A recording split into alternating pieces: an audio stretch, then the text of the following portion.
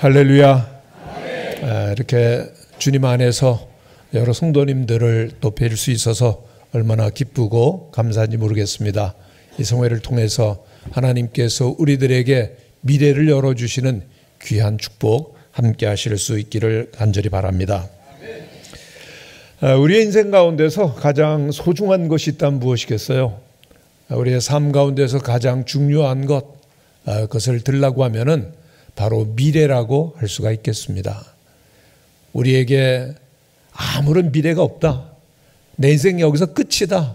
내게는 더 나을 그러한 가능성이 전혀 없다라고 생각하면은 우리의 온 몸에서 힘이 쫙 빠져나갈 겁니다. 더 이상 뭐 살아서 뭐 하겠니? 모든 그러한 에너지와 그리고 열정과 힘들이 쫙 빠져나가면서 포기하고 말 것입니다. 그러나 우리에게 좀 더 나은 날이 있어. 우리에게 내일이 찾아오는 거야. 미래가 밝아오고 있어 라고 꿈과 그리고 비전이 우리에게 생긴다고 하면은 우리에게는 온몸에서 힘과 열정이 가득하고 그리고 미래를 향해서 나아가게 될 줄로 믿습니다.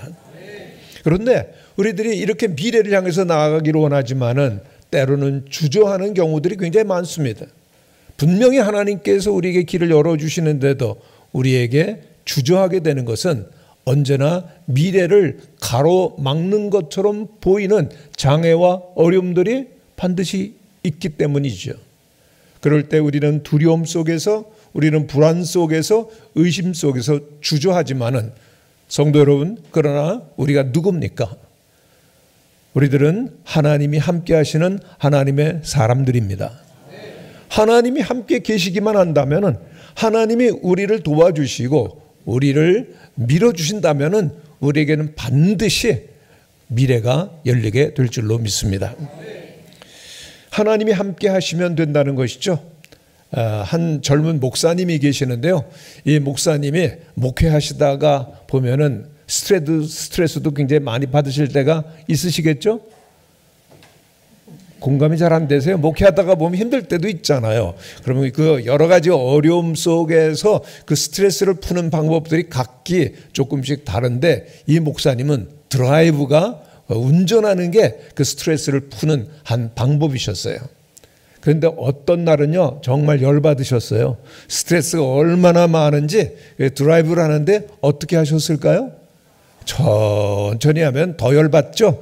그래야지 그날은 아주 빠른 속력으로 운전을 하는데 갑자기 사고가 나가지고 차가 확 전복이 됐습니다. 빠른 속력을 내고 빠르게 달려가시다가 이렇게 차가 전복될 때 이 젊은 목사님은 와, 나 죽는구나 그렇게 직감을 하고 외마디 기도가 나오더라는 겁니다. 목사님이 이제 외마디의 죽음을 앞에 두고서 기도하는데 어떤 기도가 나올 것 같아요? 하나님, 나 죽으면 우리 교회 어떻게 돼요? 뭐 이런 기도를 드려야 마땅하지 않습니까? 근데 이 목사님께서 굉장히 인간적인 기도를 드리셨어요. 하나님, 나 죽으면 어떻게 해요? 우리 가족들, 우리 아내, 우리 애들 어떻게 해요? 솔직한 기도 아닙니까? 근데 하나님께서도요 굉장히 유머러스 하실 때가 참 많은 것 우리는 성경에서 발견하게 되는데 하나님께서 그렇게 외마디 기도를 하는 목사님에게 이렇게 응답하셨습니다. 얘야, 네가 없는 게 뭐가 문제니? 내가 없는 게 문제지.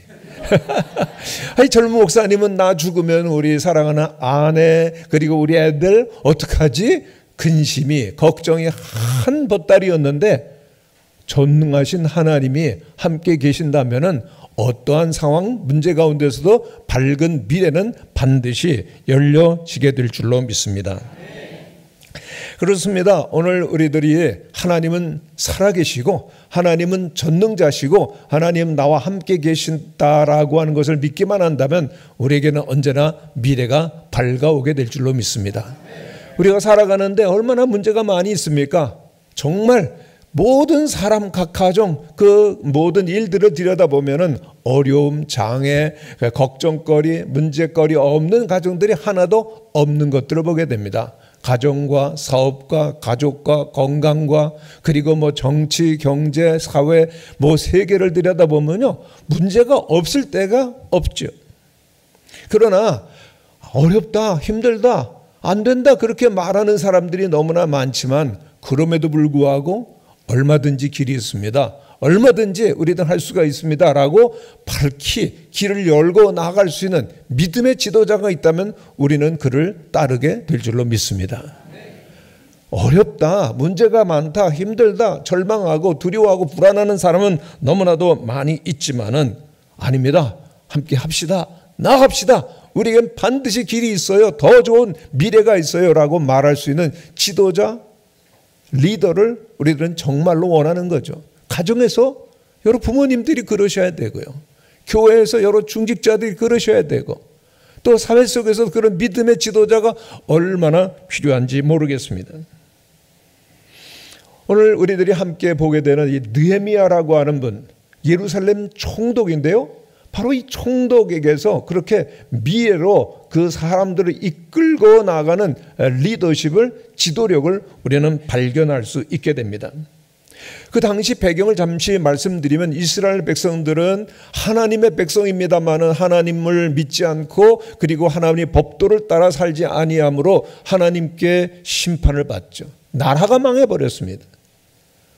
완전히 역사 속에서 그 나라가 망해버렸고 그리고 바벨론에 70년 동안이나 포로 생활을 하는 가운데 저들은 절망했고 저들은 두려워했지만은 하나님께서는 약속해 주신 대로 하나님은 70년 만에 저들을 고국 예루살렘으로 돌아가게 하셨습니다. 저들이 제일 먼저 했었던 일은 뭘까요? 하나님을 섬기고 하나님을 예배하는 일이 이 삶 속에서 가장 소중해. 그래서 먼저 그들은 하나님께 제사드리고 예배드릴 수 있는 하나님의 성전을 정성껏 지었습니다. 그리고 그들의 집을 짓고 그리고 외적들로부터 그 공격과 그리고 여러 위험으로부터 보호하기 위해서 성벽을 쌓고 새로운 미래를 그들은 이제 열어가기 시작했던 것이죠. 하나님께서 기뻐하시고 하나님께서 함께 하시는 새 역사를 우리 후손들에게 우리 자손 대대로 남겨주어야지 꿈을 가지고 그렇게 성벽들을 쌓아가는데요. 그만 그 대적의 모함으로 말미암아 왕에게 보고가 들어갔습니다. 이 이스라엘 백성들은 언제나 반역을 하기를 잘하는 백성들인데 이들이 이렇게 성벽까지 쌓게 되면 저들은 반드시 반역을 할 겁니다. 그대로 두어서는 안 됩니다. 왕이 그 말을 그렇게 받아들이고 군대를 풀어서 모든 성벽이 다 무너지고요. 성문도 다 불타버리고 그 예루살렘 성에 있었던 수많은 사람들의 능력을 당하고 어려움을 당하고 그리고 그 불탄 잿더미 속에서 절망하며 좌절할 수밖에 없는 상황이 되었습니다. 우리의 꿈은 사라졌다. 우리들이 이곳에 집을 짓고 성벽을 쌓고 새로운 역사를 시작하고자 했는데 이러한 절망적인 상황이 찾아왔구나. 저들은 슬피 울면서 꿈을 잃어버리고 미래를 다 잃어버린 것처럼 절망하고 있었습니다. 이들을 과연 누가 일으켜 세우실 겁니까? 그런데 느헤미야 총독이 이 예루살렘에 도착해서 저들은 그 모든 무너진 마음속에 절망하고 있는 그 이스라엘 백성들에게 우리는 얼마든지 할 수 있습니다. 하나님이 함께 하시지 않습니까? 하나님께서는 우리의 생각보다 더 높고 크고 귀한 생각을 가지고 있습니다. 우리가 일어나 봅시다. 해봅시다. 그러니까는요, 백성들의 마음이 정말로 하나가 딱 되는 거예요. 백성들의 마음이 하나 되어지고 힘이 모아지면은 이루지 못할 일은 없는 줄로 믿습니다. 그런데요, 정말 놀라운 일이 일어나는데 백성들의 마음이 탁 단결이 되고요, 하나가 되어서 일을 추진해 나가는데 기적이 일어났습니다. 느헤미야 성서를 보면은 52일이라고 하는 짧은 시일 내 모든 성벽을 짓고서는 저들은 새로운 역사를 시작하게 되는데 그들이 성 쌓는 게 우리하고 무슨 관계가 있지? 그런 생각을 할지 모르지만은 이 느헤미야와 더불어서 백성들이 성을 쌓은 그 민족의 그 후손들 가운데서 우리를 구원하실 하나님의 아들 예수 그리스도가 오시게 됩니다. 할렐루야. 우리를 위한 구원의 역사가 다시금 이루어지고 우리에게까지 복음이 들려지는 놀라운 축복이 이어지게 되었다라고 하는 것이죠. 그래서 우리들이 느헤미야 총독에게 별명 한 가지를 붙인다고 하면요, 오늘 이번 주제와 같이 미래를 여는 사람이라고 붙일 수 있을 겁니다. 여러분들도 동의하시죠? 그럼 한번 따라 하시길 바라며 미래를 여는 사람이 됩시다. 아멘이십니까? 예, 우리 가정을 위해서, 우리 자녀들을 위해서, 우리 사회를 위해서, 우리 교회를 위해서 우리들은 앞장서서 우리들은 미래를 여는 지도자가 되고, 그리고 또한 하나님의 일꾼이 되어야 될 줄로 믿습니다. 그러면 미래를 여는 사람이 되기 위한 조건이 무엇일까요? 첫 번째는요, 저를 따라서 한번 해주시기를 바랍니다. 가슴에 손을 대시고요, 저를 따라서 해주시기를 바랍니다. 나에게 열려 있어야 합니다. 나에게 열려 있는 사람에게만 미래는 열린다라고 하는 것이죠. 다시 말씀드리면 아무리 상황이 어렵고 절망적이고 수많은 그런 장벽과 그리고 그 무수한 그러한 그 난관들이 있다 할지라도 자기를 향해서 열려 있는 사람, 자기를 포기하지 아니하고 나의 가능성을 믿는 사람에게는 반드시 미래가 열린다는 겁니다. 이런 말씀을 드리면 목사님 좀 지나친 말씀인 것 같습니다. 어떻게 나를 믿으라는 겁니까? 어떻게 나에게 열려 있고 나의 가능성을 믿으라고 말씀하시는 거죠? 그건 너무나 교만이고 자만이 아닙니까? 이런 생각을 가질 수도 있겠습니다만은 성도 여러분, 우리들이 누굽니까? 우리들은 비록 연약하고 약점이 있고 한계가 있는 사람이지만은 우리는 하나님과 함께하는, 아니 하나님이 우리와 함께 하시는 하나님의 사람인 줄로 믿습니다. 하나님이 우리와 함께 계신다면, 그리고 하나님 안에 있는 나를 우리들이 바라본다면 우리들에게는 능치 못함이 없고 우리의 앞길을 가로막을 수 있는 장벽은 있지 아니하다라고 하는 것입니다. 다시 말씀드리면 하나님 안에 있는 나에게 열려있는 영적인 믿음의 자상을 가진 사람들에게만 미래는 확실하게 열린다라고 하는 것이죠. 그렇습니다. 정말 우리들은 하나님 안에 있는 나, 그래서 나에게는 반드시 미래가 열릴 것이라고 하는 그러한 그 기대와 그리고 소망이 있어야 된다라고 하는 것이죠. 여러분, 질문 한 가지를 드리겠는데요. 세상에서 하나님께서 가장 사랑하시고 하나님께서 가장 기대하시고 그리고 하나님께 가장 소중히 여기시는 한 사람이 있는데 누구죠? 대답이 없으시니까 제가 걱정이 되네요. 하나님께 정말로 사랑하세요. 하나님께 정말로 소중하다고 말씀하세요. 하나님께서 함께 하신다고 약속하시는 사람이 있는데, 예, 이제서 여러분들이 나 그랬는데 굉장히 늦으신 거 아세요, 여러분요? 예, 하나님께서 나를 얼마나 사랑하시는지, 얼마나 나와 함께 하시기를 원하시는지 우리들이 꼭 기억해야 된다라고 하는 것이죠. 또 질문 좀 드릴게요. 하나님께서 정말 세상에 수많은 가정들이 있는데 그 중에서도 하나님께서 정말 사랑하시고 행복하시고 정말 부족함이 없도록 해주시는 행복한 가정은 어느 가정인가요? 예, 좀 대답이 커지셨어요. 맞아, 우리 가정이지. 그래요. 다른 가정이 아무리 잘 살고 행복하고 무슨 상관이 있어요. 우리 가정이 행복할 때, 사랑하는 가족들과 함께 할 때 그 가정에 미래가 있는 것이죠. 또 한 가지 질문을 드리고 싶으네요. 여러 세상에 교회들이 많은데요, 그 교회 가운데 정말 하나님께서 기대하시고 앞으로 큰 일을 이루시고 은혜가 넘치는 교회가 있는데 그 교회 이름이 뭡니까? 대답을 안 하시는 분은 어디서 오셨어요? 예, 정말 여러분, 세상에 많은 교회가 있지만 우리들이 은혜 받고 우리들이 찬송하고 우리들이 기도하고 우리들이 사랑을 나누고 정말 영원한 천국을 소망할 수 있는 교회는 한 교회, 보강중앙교회인 줄로 믿습니다. 또 한 번 질문을 드리겠습니다. 세상에 정말 수많은 목사님들이 계시는데요, 하나님께서 앞으로 기대하시고 정말 높이 들어 쓰시고자 정말 하나님께서 기대하시는 목사님이 계신데 그 분의 성함이 뭡니까? 제가 오늘 김창근 목사입니다. 저는요. 예? 강사입니다. 근데 한 분도 김창근이라고 안 그러고 뭐 황파. 여러분 정말 우리들이 속해 있는 교회는 세상에 많은 교회들이 있다 할지라도 세상에서 가장 소중한 교회, 가장 아름다운 교회, 우리들이 함께 할 수 있는 목사님, 최고의 목사님을 보내주심을 믿으십니까? 제가 우리 목사님, 담임 목사님의, 위임 목사님의 말씀을 여러분들을 통해서 듣는데요, 뭐 계셨던 영락교회를 통해서도 저도 듣고요. 그 다음에 또 여러분들을 통해서 듣는데 최고라는 거예요, 최고. 아멘이 뭐 그 정도밖에 안 됩니까? 대단히 크게 나올 줄 아는데요. 정말 저도 몇 번 이렇게 뵙고 교제를 하는 가운데 마음에 감동이 오는 거예요. 와, 귀한 목사님이시구나. 귀한 목사님과 더불어 새로운 미래를 열어가는 우리 모든 성도님들 되시기를 간절히 축원합니다. 저는 하나님께서는 사람들을 보실 때, 평가할 때 일일이 어떠한 그 조건과 환경을 보고 그 상대 평가를 하시는 것이 아니라 절대 평가를 하신다는 것을 늘 생각합니다.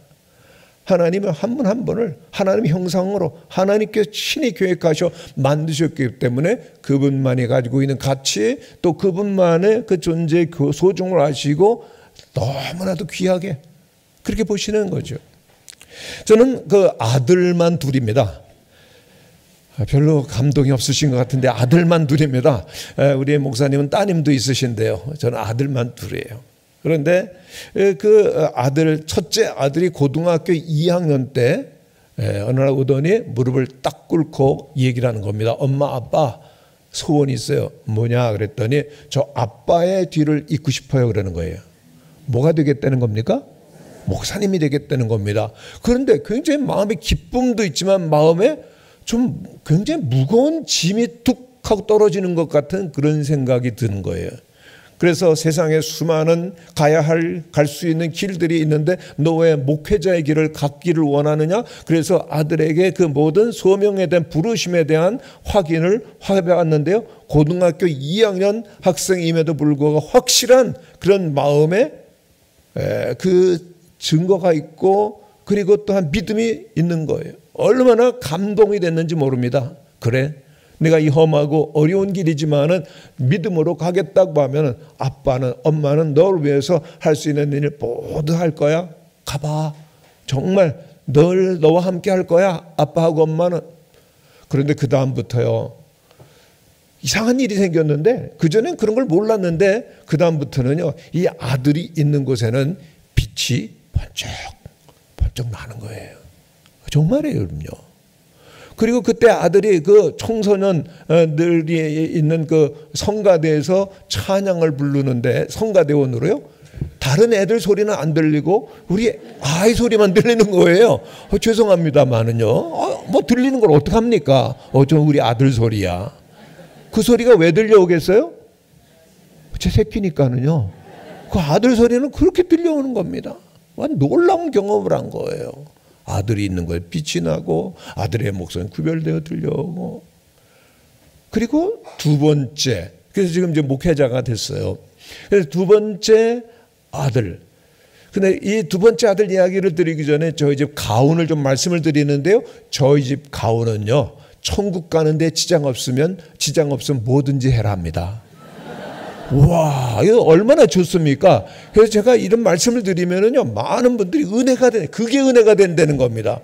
그래요. 예수님 잘 믿고 말씀대로 살고 천국 가면요, 그거보다 더 큰 행복이 어디 있겠어요? 그렇다면은 막 알아서 해라. 그래서 저희 가족은 너무나 행복합니다. 공부해라, 뭐 숙제해라, 뭐 이런 얘기는 별로 안 하고요. 그냥 너 예수 잘 믿지, 말씀 잘 듣지, 기도 많이 하지, 그러면 오케이, 만사 오케이. 그러니까 저희 가정이 뭐 스트레스 주고 뭐 그런 분위기가 아니거든요. 그러니까 얼마나 행복하겠어요. 그러니까 저희 애들도 행복하고 저희 부모도 행복하고, 그래서 같이 모이면 덜 웃고 잘하는 게 먹고 같이 즐기고 이런 시간을 잘 갖는 겁니다. 그러다가 보니까 우리 둘째 아들이 자꾸 먹으면서 살이 찌기 시작하는데 얼마 찌는데 100kg가 넘더라고요. 그 다음부터는 너 얼마니, 요즘 몇 킬로니, 그럼 말을 안 하는 겁니다. 근데 여러분 이상하게 보세요. 얼마나 귀여운 줄 압니까? 눈에 넣어도 아프지 않을 정도로 귀여운 우리 아들인데, 문제 하나는 공부를 안 하는 거예요. 성적도 얘를 안 좋아하는 겁니다. 고등학교 3학년이 되는데 뭐 공부도 안 하려고 하고요. 그 다음에 뭐 숙제도 안 해가는 겁니다. 그래서 어느 날은 물어봤어요. 야, 너 고등학교 3학년인데 숙제도 안 내주니? 그랬더니 씩 웃으면서 하는 말이, 가서 몇 대 맞으면 되는데요? 그러는 거예요. 천하태평인 거예요. 근데 저희 집 가훈이 뭐죠? 천국 가는데 지장 없으면 뭐든지 해라. 그러니까 뭐 더 이상의 잔소리는 뭐 안 하죠. 그런데도 얘가 장차 뭐가 될까? 또 어떻게 해야 될까라고 하는 걱정은 조금씩 들었던 어느 날인데 이 둘째 아들이 어느 날 딱 오더니 무릎을 꿇고 아빠, 엄마 소원이 있어요 그러는 거예요. 그게 뭐냐? 그랬더니 드럼 치고 싶어요 그러는 거예요. 여기도 드럼이 있네, 드럼. 예? 드럼 치고 싶다는 겁니다. 근데 저희 집 가훈이 뭐죠? 천국 가는데 지장 없으면 뭐든지 해라. 해. 그랬더니 얘가 놀라가지고요. 정말요? 제가 목사 아들이 그 드럼 친다고 우리 교회 장로님들이 뭐라고 안 그럴까요? 야, 우리 교회 장로님들이 얼마나 훌륭하시고 좋으신 분들인데 너 드럼 친다고 하면 굉장히 기뻐하시고 격려하실 거야. 그랬더니 아들이 너무 행복해가지고 막 기뻐서 교회 선배를 통해서 드럼을 그 고등학교 3학년 이제 시작할 무렵에 배우기를 시작한 거예요. 시간이 흘러서 그해 여름 전교인 수련회가 있었는데 그때는 여러 가지 상황에 의해서 밖으로 나가지 못하고 교회에서 여름 수련회를 하게 되는데 마침 우리 아들에게 드럼을 가르쳐 주던 그 선배가 드럼을 못 치게 된 겁니다. 그래서 전 교인이 보는 앞에서 저희 둘째 아들이 드럼을 드디어 치게 된 거예요. 데뷔를 하는 날입니다. 100kg가 넘는 저희 아들이 드럼대 딱 앉아서 드럼을 치는데요. 그전에는 없었던 일이 생겼습니다. 드럼대가 번쩍 빛나기 시작한 거예요. 정말이에요 여러분요. 드럼대가 저렇게 멋있나 막 빛이 나는데요. 그 다음부터 정말 우리의 영혼을 울리고 그 마음에 힘을 주고 감동을 주는 그런 악기가 하나 생겼는데 뭘까요? 여러분 오늘 찬양하는데 드럼이 힘을 받쳐주지 않는다면 힘이 될까요? 은혜가 될까요? 뭐 은혜가 되긴 하지만 굉장히 약할 겁니다. 그죠? 정말 그 젊은 군사들이 전쟁터에 나가서 그 총알이 빗발뜨실 때 그 전진하기가 힘들어도요 드럼 소리가 둥둥 그 심금을 마음을 울려주면요 어디선가부터 용기가 나와서 빗발치는 총알도 뚫고서 싸우는 거 아닙니까? 우리 찬양을 힘있게 하고 우리의 영혼에 감동을 주는 악기, 세상에서 가장 감동을 주는 은혜로운 악기 뭐죠? 여러분들도 인정을 하시는 드럼입니다. 근데 제가 그 일을 경험하면서 이상한 생각이 들었어요. 야, 이상한 일이다. 왜 우리 아들이 하는 일이라면은 다 그렇게 좋아 보이고 아들이 있는 곳은 왜 빛이 날까? 왜 그럴까요? 답은 딱 한 가지였어요. 아빠. 아빠는 그런 거구나. 아빠는 아들들이 있는 곳에는 우리의 사랑하는 자녀가 있는 곳에는 언제든지 시선이 가고 거기에는 빛이 나고 좋아 보이는구나. 왜요? 사랑하니까. 근데 문득 제 마음속에 그런 생각이 들었습니다. 아니 그러면은 나의 아빠는 누구시죠? 하늘에 계신 우리 아빠는 나를 보실 때 어떻게 보실까? 마음에 감동이 오는 거예요. 와, 이 아들 부족하지만 이 아들이 있는 곳에는 하나님께서 언제나 빛이 난다고 그러시지 않겠는가? 이 아들이 하는 일은 다 하나님께 잘한다라고 보시지 않겠는가라고 하는 감동이 오는 거예요. 여러분 오늘 이 강대상이 좀 번쩍번쩍 빛나 보이지 않으시는지요? 감동을 안 받으시는 것 같아요. 여러분 감동 안 받으시고요. 뭐 인정 안 하셔도 저 하나님께 하나님 오늘 이 자리가 좀 어때요? 야 빛이 나는구나. 빛이 난다. 너 열심히 한다. 참 내 마음이 기쁘다. 하나님은 말씀하실 줄로 믿습니다. 정말 그래요. 사랑하는 하나님의 사람들이 있는 곳에는 빛이 나고 하나님의 은혜가 임하며 하나님은 함께하여 주시는 줄로 믿습니다. 그런데 제가 내일 조금 또 말씀을 드리겠습니다마는 죄송합니다. 저는 서울에서 신학교를 졸업한 다음에는 제주도에 가서 15년을 목회를 하고요. 그리고 이제 서울 무학교에 오게 되었습니다. 왕십리에 있는. 근데 제주도에 있을 때는요, 인구도 많지 않고 뭐 거기 교육자들, 성도님들 다 함께 하면서 또 김창근 목사 그러면 제주영락교 목사 뭐 다 알아 주는 그런 상황에 있었는데, 서울에 올라오니까 아무도 김창근 이름 석자를 모르더라고요. 존재감이 전혀 없는 겁니다. 사람들이 알아주지 않고 또한 인정하지 않을 때 우리들은 왜소해지고, 그리고 또한 초라해지는 자신을 볼 때가 있지 않습니까? 그래서 어느 날 자꾸만 이렇게 왜소해지고 작아지는 듯한 느낌 속에서 하나님께 여쭤봤습니다.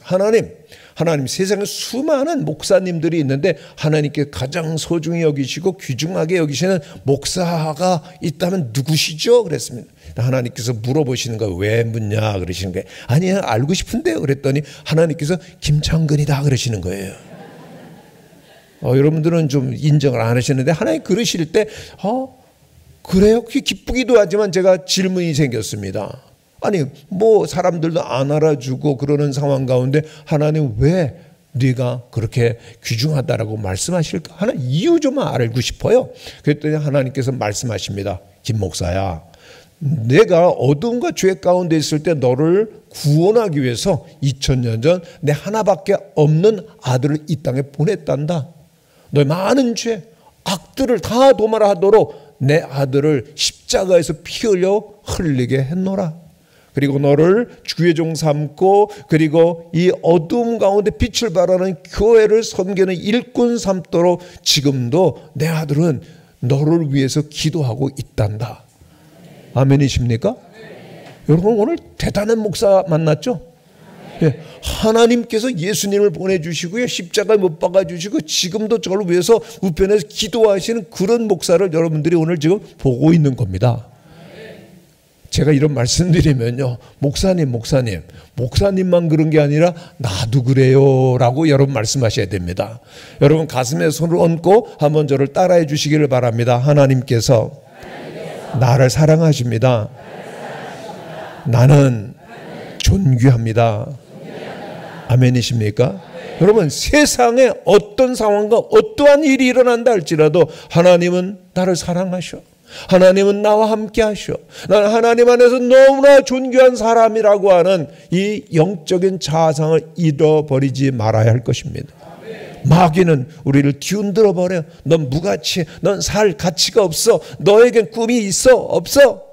우리를 흔들어 버리고 내팽개치려고 하지만은 우리는 믿음으로 물리쳐야 됩니다. 무슨 말이야? 하나님 나를 사랑하셔.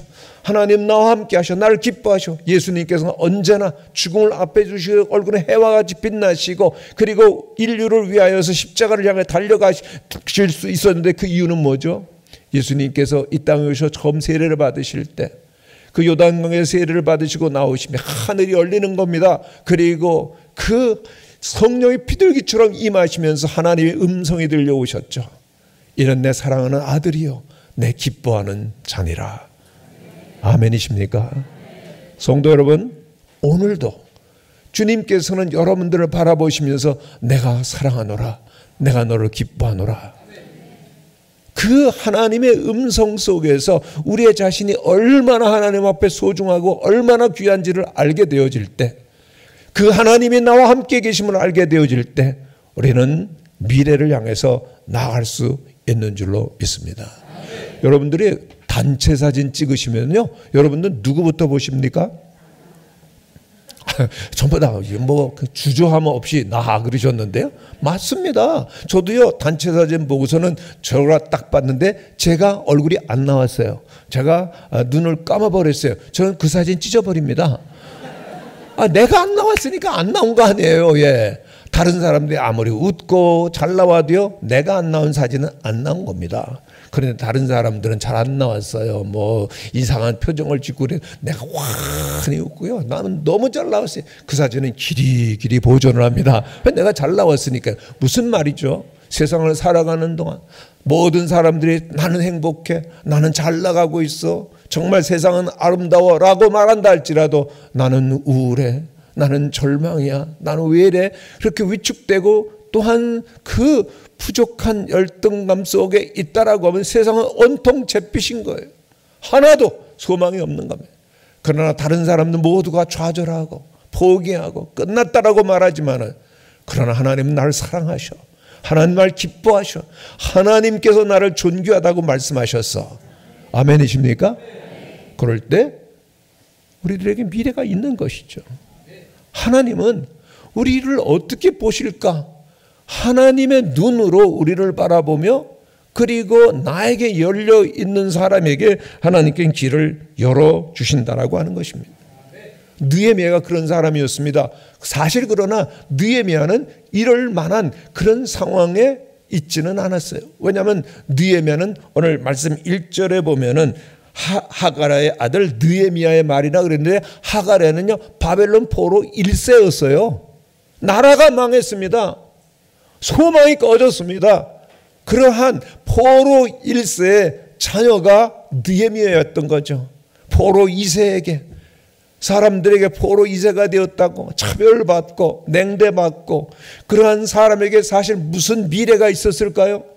그러나 느헤미야에게는 엄청난 유산이 있었습니다.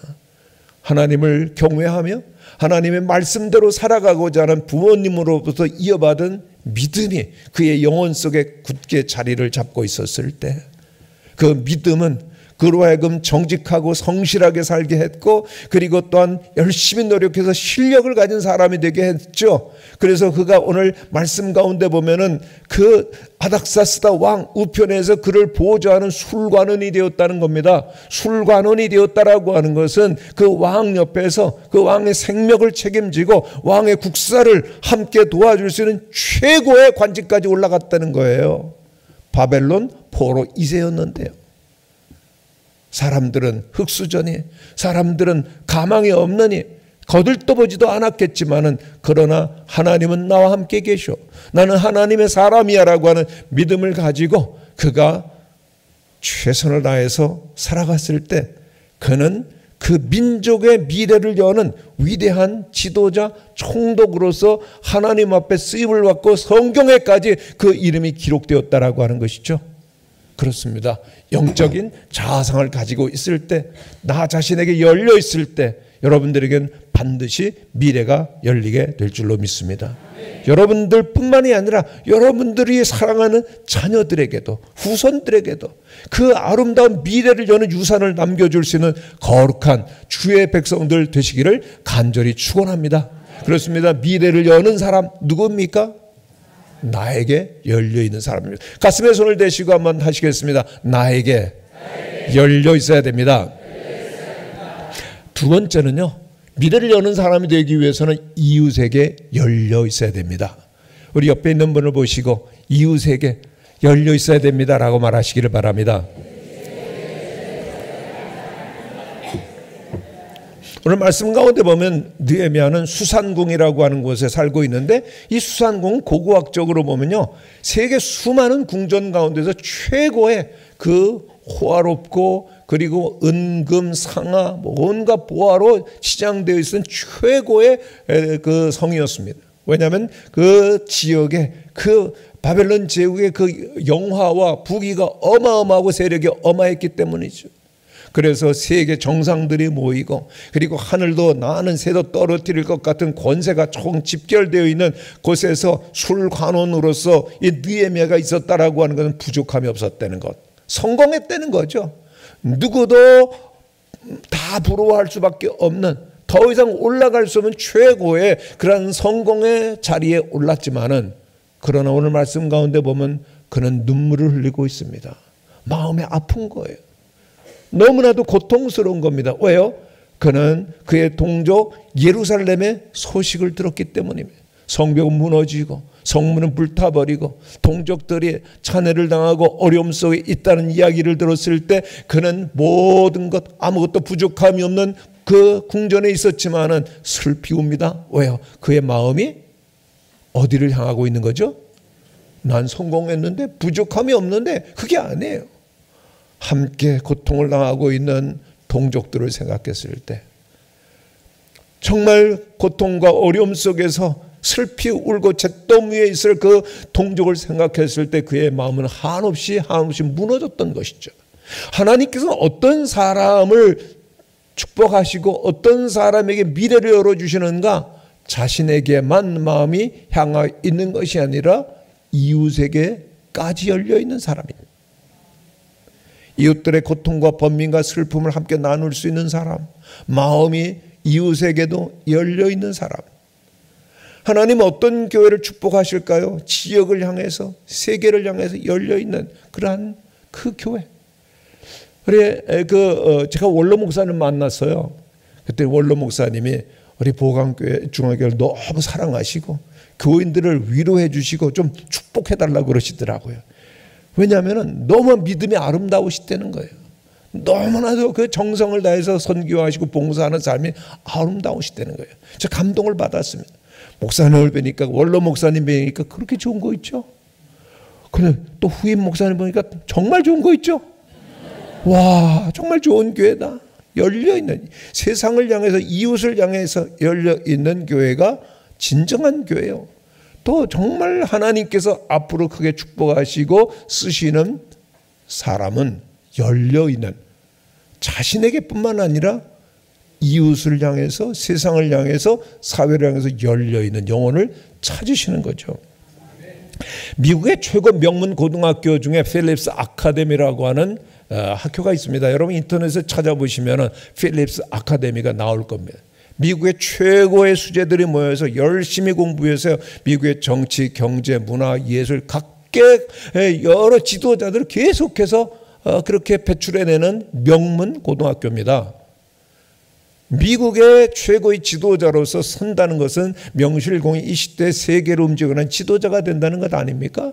그런데 필립스 아카데미에 건학 이념이 있는데 라틴어로는 non sibi, 영어로 하면 not for self, 우리말로 하면요 나를 위해서가 아닌입니다.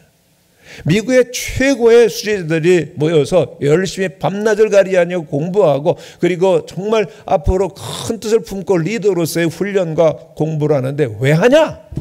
내가 돈 벌고 성공하고 높은 지위에 가서 부유하게 떵떵거리며 살겠다가 아니라 not for self, 나를 위해서가 아니라 어렵고 힘든 이웃들, 사회를 위해서, 세상을 위해서 어떻게 하면 공헌할 수 있을까?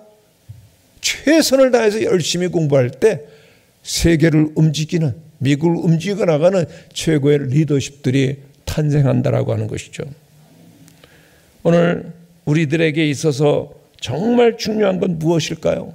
오늘 우리 그리스도인들에게 정말 중요한 건, 나 예수 믿고 구원받았다, 천국 간다, 그걸로 끝이면은 우리의 믿음은 거기에서 아무런 능력이 없을 겁니다. 우리들이 사는 동안 더욱더 사랑하며 이웃에게 열리며, 그리고 주님께서 주신 축복들을 나누고자 할 때 하나님께서는 우리의 미래를 더욱더 열어주시고 축복하여 주실 줄로 믿습니다. 누가복음 6장 38절에 보면 주라, 그리하면 너희에게 줄 것이니 곧 후이되어 누르고 흔들어 넘치도록 하여 너희에게 안겨주리라 그랬습니다. 너희의 헤아림으로 너희도 도로 헤아림을 받는다고 그랬으면, 나밖에 모르고 세상을 향해서 이웃들이야 죽든 말든 병들건 고민하건 나는 상관없어 라고 하는 이기적인 개인적인 생각 속에 있을 때 미래는 없다라고 하는 겁니다. 박노해라고 하는 시인이 오늘을 다르게 하라고 하는 시 가운데서 이런 노래를 했습니다. 나쁜 사람은 나뿐인 사람이다. 여러분 한번 따라 하시기를 바랍니다. 나쁜 사람은 나뿐인 사람입니다. 뭐 살아가는 모습을 보면 뭐 열심히 살고 뭐 많은 소유도 이런 것 같은데 결국 나밖에 모른다. 시인은 나쁜 사람이라고 지적을 하는 거죠. 오늘 우리들에게 있어서 정말 중요한 것은 무엇입니까? 빅토르 프랑클이라고 하는 분이 죽음의 수용소라고 하는 책을 썼습니다. 독일 나치 아우슈비츠에 그 유대인들이 수용됐을 때 살기 위해서 인간의 존엄과 인간의 생각을 버리고 그냥 생존에 급급해서 자기만을 위해 살아가는 사람도 있었지만은, 그러나 그 가운데서 인간다움을 지키고 자기가 먹을 수 있는 빵을 다른 사람들에게 나눠주면서 인간다움을 지켜나가는 그런 사람이 있었거든요. 그래서 그 빅터 프랭클은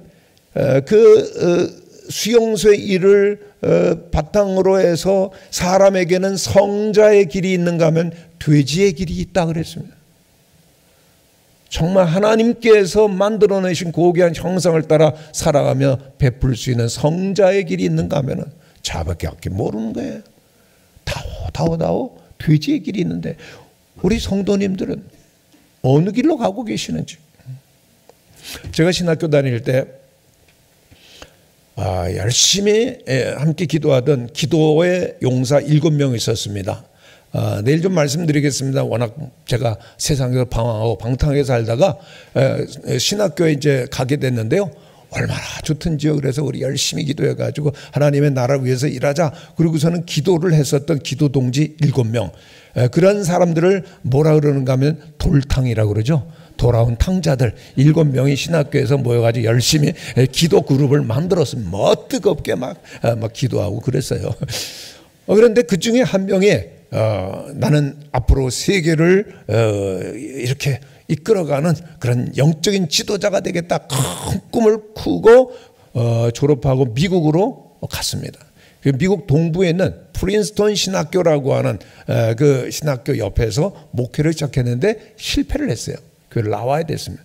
그래서 그 다음 이제 목회지에서 또 목회를 하게 됐는데, 이번에 특징은 계속해서 실패하고 나올 때마다 서쪽으로 계속해서 갔는데 마지막에는 어디까지 갔을까요? LA까지 간 겁니다. 더 이상 갈 데가 없는데 LA에서 목회를 했는데 거기서도 어려움을 당해가지고 결국은 나오실 수밖에 없게 된 거예요.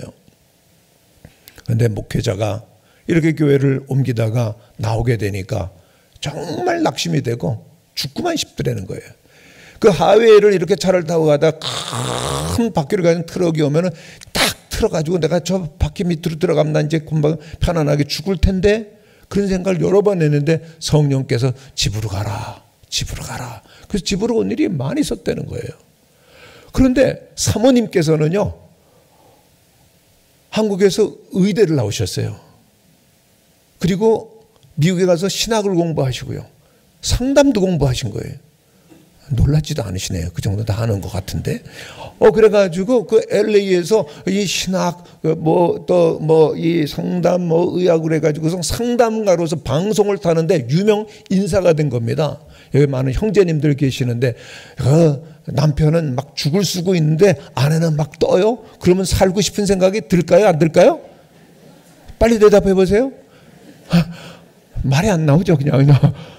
그리고 정말 살고 싶은 생각이 안 들어가지고 사모님한테 이혼하자고 3번이나 얘기를 했는데, 이 사모님이 여보 제발 살아줘 그래가지고 살아드렸답니다. 대단한 남자죠. 예.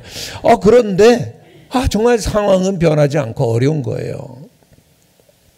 어느 날 집안에 있는데 갑자기 천장이 내려오는 것 같고 벽이 다가오는 것 같고 막 숨이 막힐 것 같은 폐쇄공포증, 막 불안이 막 밀려 들어와 가지고 집안에 있을 수가 없는 거예요. 뛰쳐나갔습니다.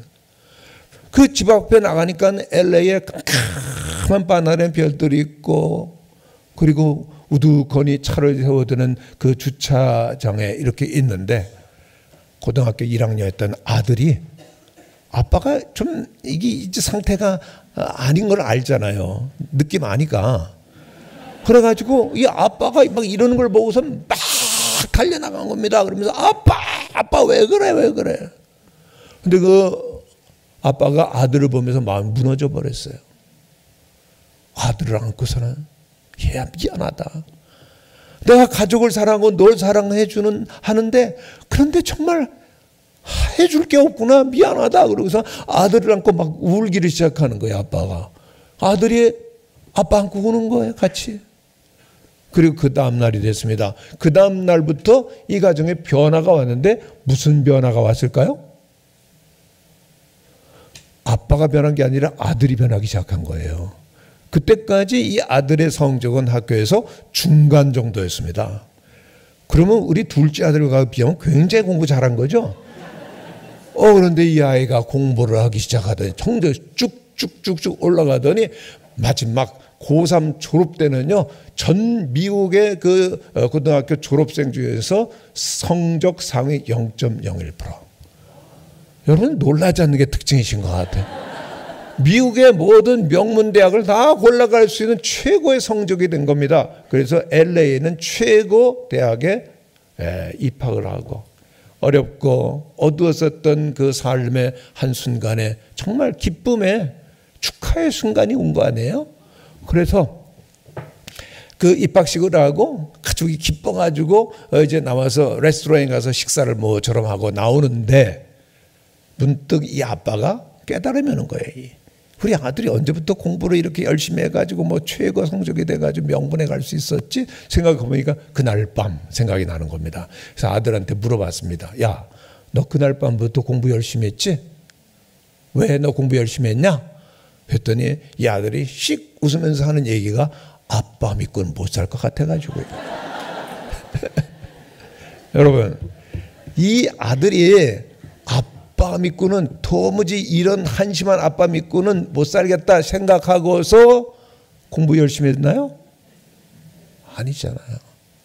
아빠를 안고 부둥켜 오는 그 순간, 너무나 사랑하는 가족이고 너무나도 귀중한 아빠인데 내가 뭘 할 수 있을까? 한 고등학교 1학년 주제에 뭐 알바해가지고 도움이 되겠어요? 아니야, 내가 할 수 있는 최선의 일을 하리라. 정말 열심히 일을 해서 정말 기적이 일어난 겁니다. 그 기쁨의 소식을 경험하고서 이 목사님이 한국에 나오셔가지고 저에게 밥 사주면서 그 행당동에 있는 그 한 음식점에서 간증한 내용을 제가 소개해드린 거예요. 여러분, 사랑이 있는 곳에는 기적이 일어나는 줄로 믿습니다. 사랑이 있는 곳에는 그 하나님이 함께 계시고 하나님이 계시는 곳에는 언제나 기적은 일어나는 줄로 믿습니다. 그렇습니다. 여러분들의 꿈은 무엇이죠? 여러분들의 소원은 무엇이죠? 정말 우리들을 이 세상에서 살아가도록 버팀목이 되어지고 한 걸음 한 걸음 나아가게 하는 것은 유일하게 사랑인 것을 기억하세요. 사랑이신 하나님께서 내 안에 계시고 그 사랑의 힘으로 가족을 위해서, 교회를 위해서, 민족을 위해서 열려있고 나갈 수 있는 여러분이 된다면 반드시 미래는 열리게 될 줄로 믿습니다. 한 가지 더 말씀을 드리면, 정말 미래를 여는 사람이 되기를 원하신다면 하늘을 여는 사람이 돼야 됩니다. 아멘이십니까? 한번 따라 하시기를 바랍니다. 하늘을 향해 열려 있어야 됩니다. 여러분, 어려움을 당하고 절망할 때 많은 사람은 슬피 울며 통곡하며 탄식하죠. 그러나 아무리 어렵고 힘들고 그리고 또한 괴롭다고 울고 탄식한다고 변화가 생깁니까? 안 생겨요. 문제가 생기고 힘든 일이 있으면 사람들 찾아가고 전문가를 찾아가는 분들 많습니다. 요즘 같은 뭐 인터넷도 찾아보고 유튜브도 찾아보고 뭐 그럴지 몰라요. 그러나 그리스도인이라면, 정말 그가 하나님 만난 사람이라면 그는 위를 바라볼 줄로 믿습니다. 그렇습니다. 정말 기도는 얼마나 큰 능력인지 몰라요. 기도는 우리는 부족하지만 우리들이 기도할 때 하나님으로 하여금, 전능하신 하나님으로 하여금 일하게 하는 능력이 있는 것이죠. 그렇습니다. 진정 역사의 미래를 여는 것은 기도인 줄. 오늘 이 느헤미야 총독은 굉장히 탁월함을 가지고 있는 지도자입니다. 그래서 일반 세상의 최고 지도자들이 공부하는 그 교과서에는 반드시 이 느헤미야가 들어갑니다. 어떻게 그 사람들의 마음을 움직이고 단결하고 여러 가지 안팎의 어려움들이 많은데 그것들을 헤쳐가며 성벽을 짓고 나라를 지킬 수 있는 이런 리더십, 최고의 리더십이라고 평가를 받는데, 여러분 오늘 집에 가셔서 잠깐만 느헤미야를 빨리 한번 일 전체 막 길지 않거든요. 쭉 읽어보시면 놀라운 구절들을 탁탁 접해 듣게 되는데, 그것은 느헤미야가 총독이고 지도자였지만 기도하더라 하는 구절을 만나게 될 것입니다. 그가 나라와 민족이 어려움을 당했다는 이야기를 들을 때 금식하며 기도합니다. 그의 안색이 안 좋은 걸 보고 왕이 무슨 일이냐 그랬을 때 왕 앞에 나가면서 즉각적으로 그 자리에서 기도하죠. 왕이 임명을 받고 총독을 받아서 예루살렘을 향할 때 그는 말을 타고 기도하면서 갑니다. 성벽에 도착했을 때 기도하면서 모든 성벽을 시찰하면서, 그리고 백성들을 만날 때, 그리고 함께 일을 시작할 때 기도했습니다. 외적들이 계속해서 중상하고 방해할 때 기도했고요. 내분이 생겨서 마음이 흩어지고자 했을 때 기도했고요. 그 모든 성벽을 공사 마친 다음에 기도하고, 그리고 영적인 그 위대한 부흥이 일어나도록 하기까지 그는 기도를 멈추지 않았던 기도의 사람입니다. 그리고 그는 민족의 위대한 미래를 열었던 것이죠. 여러분의 가정에, 여러분들의 자녀들에게 위대한 미래를 남겨주고 싶다고 하면은 하나님 앞에 엎드려 기도하는 기도의 사람 되시기를 바랍니다. 기도할 때 하나님께 여러분들의 가정의 미래를 열어주시고요, 교회의 미래를 열어주시고, 이 민족의 미래를 반드시 열어주시는 것을 믿으시기를 바랍니다. 에스겔 36장 37절에 보면은 이스라엘 민족이 다 망했을 때요, 37장에 보면은 그 해골이 군대가 되어진 놀라운 환상 나오지 않습니까? 근데 36장에 하나님께서 미리 약속하시는 것이 있습니다. 뭔가 하면 주 여호와께서 이같이 말씀하셨느니라, 내가 그들의 수요를 양떼같이 많아지, 나라가 망해버리고 우리는 절망이요 다 죽은 자같이 된 것 같다라고 그렇게 절망했지만은 하나님께서는 아니야, 내가 이 나라를 다시금 일어나게 할 것이고, 그리고 양떼처럼 부흥케 하고 성장하게 하리라. 아멘이십니까? 네. 여러분들의 가정에 이러한 놀라운 부흥의 축복이 있게 되시기를 간절히 바랍니다. 지금은 힘들고 어려워도 이렇게 하다가는 어떻게 돼? 무슨 일이 생길 것 같아요? 안 돼? 아니에요. 그러나 하나님께서는 우리를 사랑하시고 우리를 위해서 놀라운 미래를 예비하신 것 여러분들이 절대로 의심하시고 믿으시기를 바랍니다. 하나님을 사랑하는 자들의 모든 것이 합력하여 선을 이루시는 줄을 믿으십니까? 반드시 하나님께서 여러분을 사랑하시고 최고의 상상하지 못한 미래를 열어주실 줄로 믿습니다. 이스라엘 백성들 나라가 망해버렸어요. 다 흩어져 버렸어요. 그런데 너희들을 양떼와 같이 많아지게 하리라 약속해 주십니다. 여러분들의 가정에도, 여러분들의 후손들에게도, 여러분들의 교회도 이루어지게 될 줄로 믿습니다. 그런데 제가 일부러 이 말씀 가운데 에스겔 36장 37절 말씀의 중간부를 빼놓은 것이 있습니다. 그건 뭔가 하면요, 주 여호와께서 이같이 말씀하셨느니라, 내가 그들의 수요를 양떼같이 많아지게 하되, 그 중간에 뺀 구절이 뭔가 하면요, 그래도 이스라엘이 이루어주기를 내게 구하여야 할지니라. 아멘이십니까?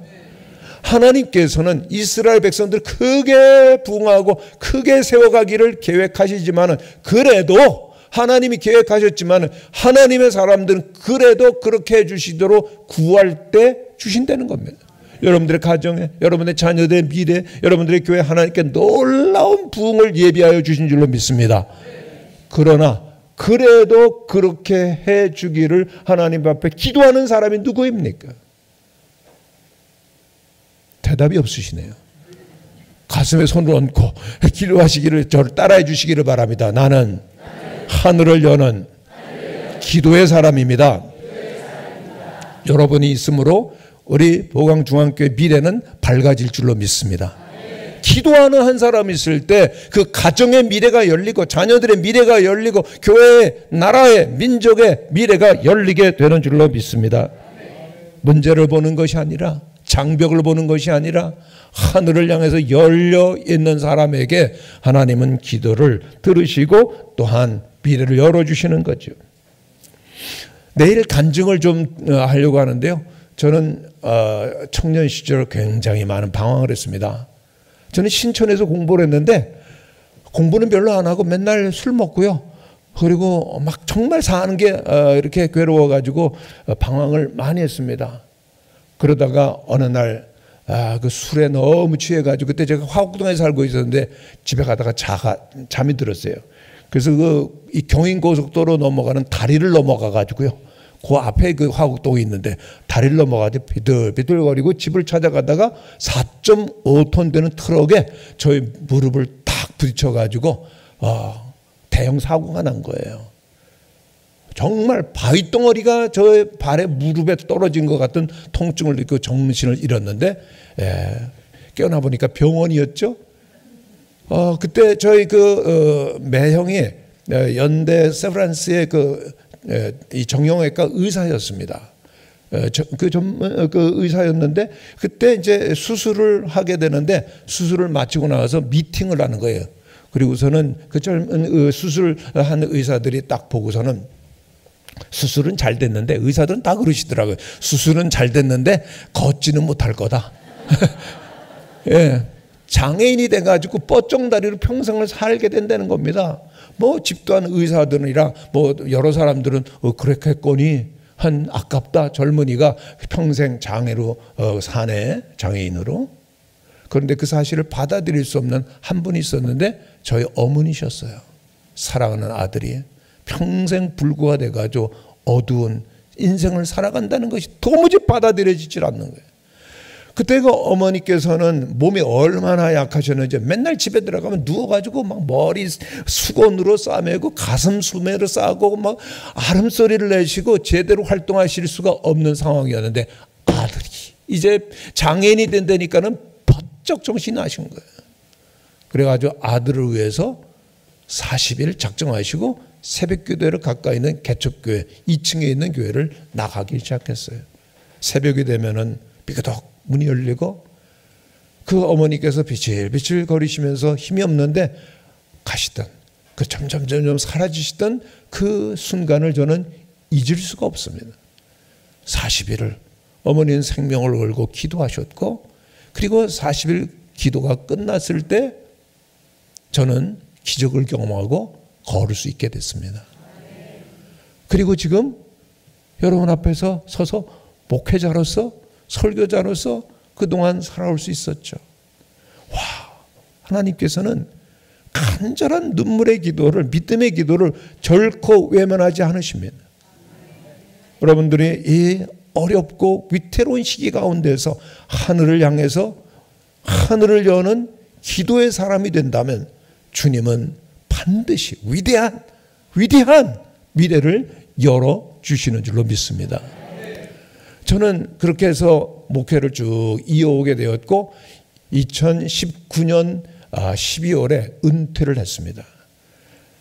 무학교에서 25년 은퇴를 하고 목회를 하고 은퇴를 했는데요. 여러분 은퇴를 해보셨습니까? 안 하셨으면 말하지 마세요.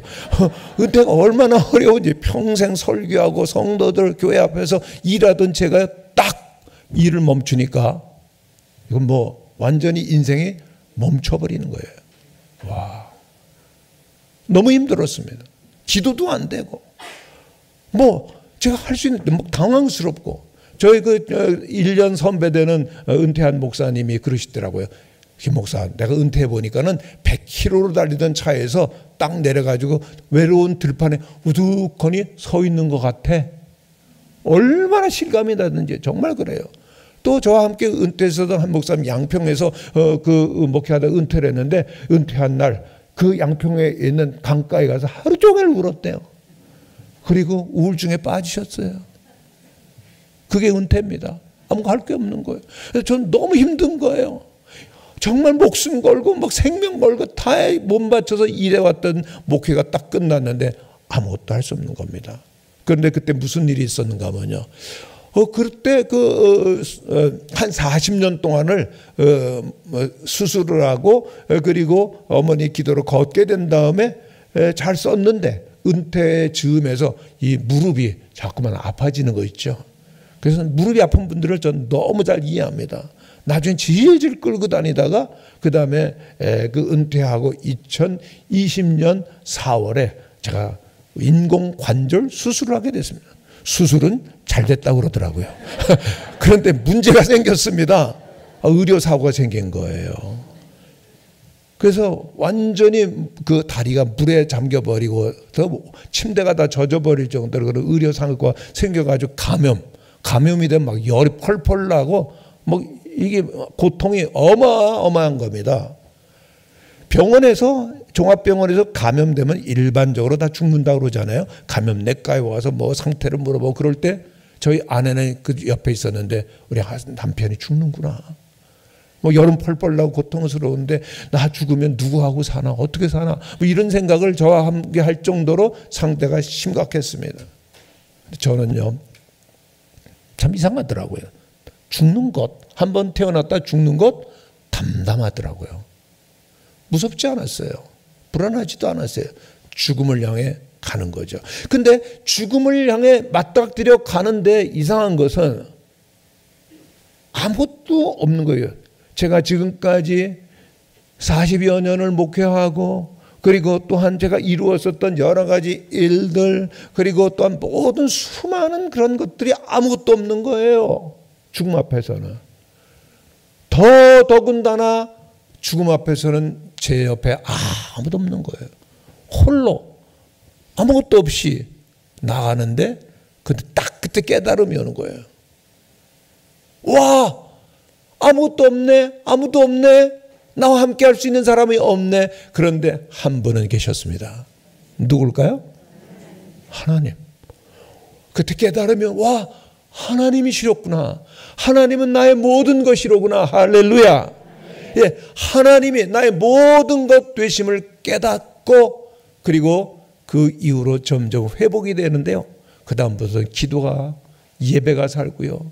내 안에 내 곁에 아무도 없을지라도 하나님은 함께 계시네. 그리고 다시금 새로운 삶을 시작할 수가 있게 된 겁니다.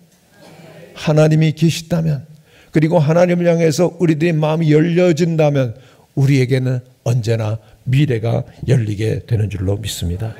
이번 부흥회가 여러분들에게 있어서 나 자신에게 이웃에게 하늘을 여는 그런 부흥회 반드시 일어나게 되시기를 바랍니다.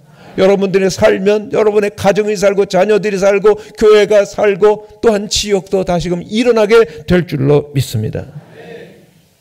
우리들이 잘 아는 원종수 박사님, 세계적인 암 전문이시죠. 그리고 또한 복음 전도자로서의 활동을 하고 계시는데 이분은 어릴 때 너무너무 가난했어요. 얼마나 가난한지 모릅니다. 그러나 어머니로부터 철저한 훈련을 받는데 말씀 훈련, 기도 훈련, 말씀 읽고 외우고 말씀대로 살지 아니하면은 가만히 두지 않으셨습니다. 사랑하는 아들이지만. 그리고 기도의 훈련을 시키는데 철저하게 그 어려운 상황 속에서 기도의 훈련을 시키는데 그 어머니가 그 아들에게 했었던 기도의 훈련은 3가지였습니다. 얘야, 엎드리면 앞선다. 얘야, 엎드리면 사람 보지 않는다. 얘야, 엎드리면 하나님이 일하신다. 아멘이십니까? 한번 따라 하시기를 바랍니다. 엎드리면 사람 보지 않습니다. 엎드리면 앞섭니다. 엎드리면 하나님이 일하십니다. 야, 나보다 공부 열심히 하고 나보다 앞서는 애가 누구야? 엎드리는 기도의 사람을 하늘이 열려있는 사람 감당을 못하는 겁니다. 엎드리면 세상 사람 보지 않고요. 하나님과 함께 할 것이고요. 기도할 때 하나님이 반드시 여러분을 위하여 일하실 것을 믿으시기를 바랍니다. 오늘 얼마나 많은 사람들이 두려움과 절망 가운데 그 인생을 포기하고 주저앉는지 모릅니다. 그러나 하나님께서 교회를 세워주신 것은, 여러분들을 세워주신 것은 어두운 가운데 빛을 발하며 미래를 열고 나가는 지도자가 되어서 수많은 사람들을 옳은 대로 돌아오게 하는 아빠, 엄마, 그리고 세상과 직장 속에서의 지도자, 교회의 정말 귀중한 하나님의 사람이 되라고 허락하여 주시는 기회인 줄로 믿습니다. 이번 성회를 통해서 우리 모두가, 아니 내가 미래를 여는 사람이 되겠습니다 결단하시고 새로운 은혜와 그리고 능력으로 무장해서 담대히 나가는 부흥이 있게 되시기를 간절히 축원합니다.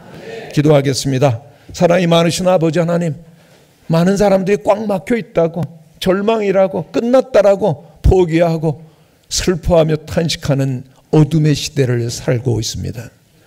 그러나 오늘 말씀처럼 느헤미야처럼 자신에게, 이웃에게, 그리고 하늘을 향하여 열린 사람이 되어서 미래를 여는 이 시대의 지도자, 가장, 그리고 또한 하나님의 사람들 되도록 허락하여 주시옵소서. 예수님의 이름으로 기도하옵나이다. 아멘.